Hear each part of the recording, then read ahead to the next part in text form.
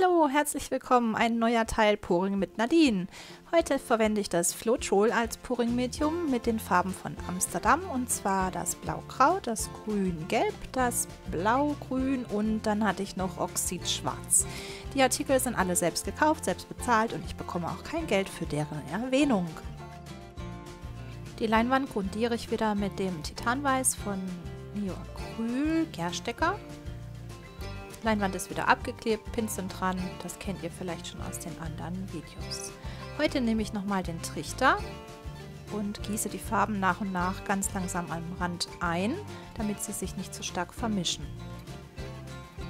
Dann sollte man unten nochmal etwas von der Grundfarbe angießen. Praktisch wäre jetzt gewesen, ich hätte einen kleineren Becher gehabt, weil der jetzt vom Durchmesser schlecht da unten hinpasst.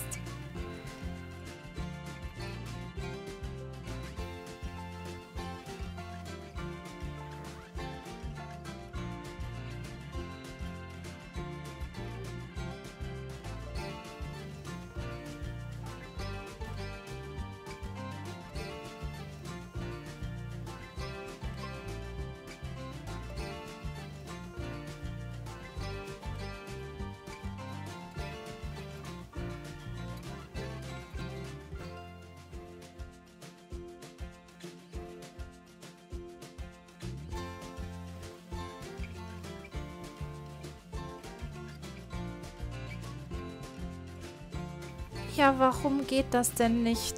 Ja, was hast du vergessen? Die weiße Farbe. So, jetzt wird's dann auch was.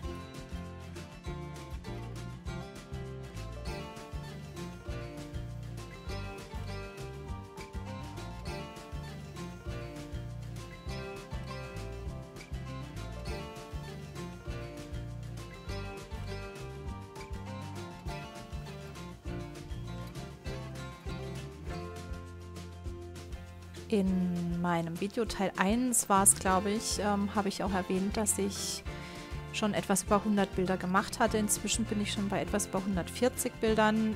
Es ist so, dass man aber trotzdem immer noch versucht und testet und auch immer wieder mal was Neues ausprobieren möchte. Hier hatte ich jetzt einfach zu viel Farbe auf der Leinwand und musste mich jetzt entscheiden, was tue ich mit dem zu viel. Puste ich es weg, schütte ich es runter.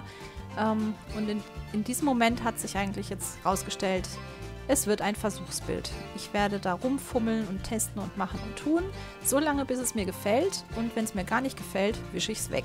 Ich war kurz davor, in dem Moment zu sagen, ich wische es jetzt weg, aber ich habe es nicht gemacht, zum Glück, weil das Endergebnis gefällt mir dann doch wieder sehr gut.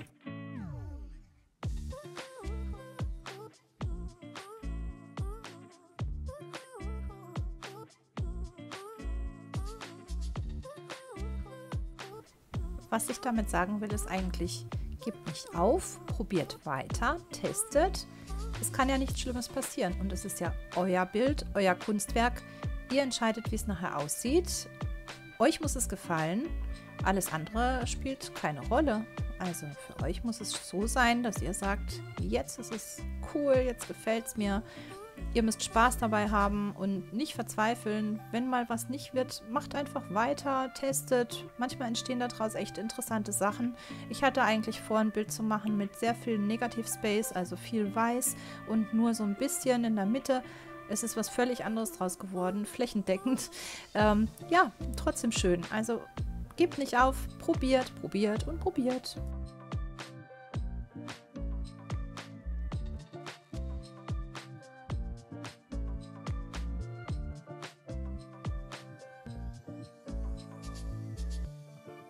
Hier puste ich jetzt mit dem Strohhalm nochmal ein bisschen die Kanten aus. Das kennt ihr schon. Ich franse da gerne rum, auch mit dem Holzstäbchen, mit dem Spießchen und so weiter. Hier unten hatte ich jetzt gehofft, einen ähnlichen Effekt zu erzielen wie mit dem Türkis, also mit diesem Grün-Blau. Aber das war leider nicht so. Das erinnert doch sehr an diese eine Schokoladensorte. Aber mit mehr Weiß wurde das jetzt auch etwas fluffiger. So fand ich es jetzt gut.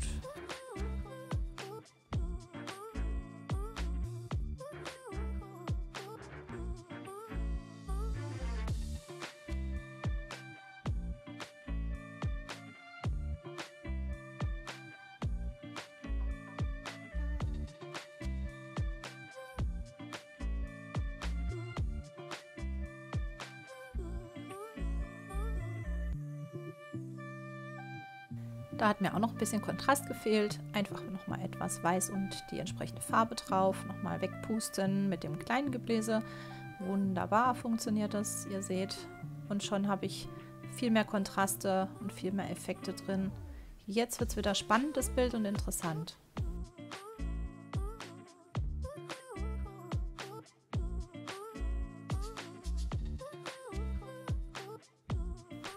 Ich habe jetzt hier mit dem etwas stärkeren Papierchen nochmal grüne Farbe aufgenommen und gehe durch damit, um da den Kontrast ein bisschen zu verstärken.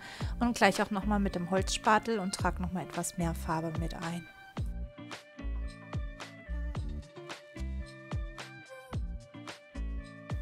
Wo ich doch gerade so experimentierfreudig bin, habe ich mich entschieden, noch ein bisschen Silikonöl in das Becherchen zu tröpfeln. Ist gerade ein Tropfen drin und da tauche ich das Holzstäbchen ein und gehe dann damit in die Farbe auf der Leinwand.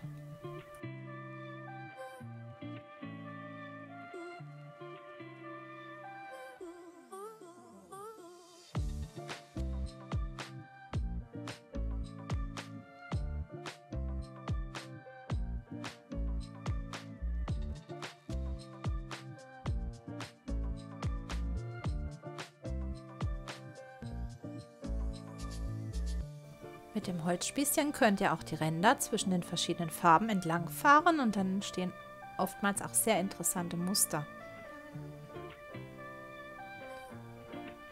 So sieht jetzt das fertige Bild aus, noch in nassem Zustand natürlich, aber ich finde, es ist echt interessant und hübsch geworden. Ich hoffe, euch gefällt es auch. Ihr könnt es mir gerne unten in die Kommentare schreiben. Ich hänge euch noch einen Link hinten dran für mein anderes Flip-Cup-Video. Das war Teil 17. Ich danke euch fürs Zuschauen. Wenn es gefallen hat, lasst mir gerne ein Abo und ein Like da. Bis zum nächsten Mal. Eure Nadine.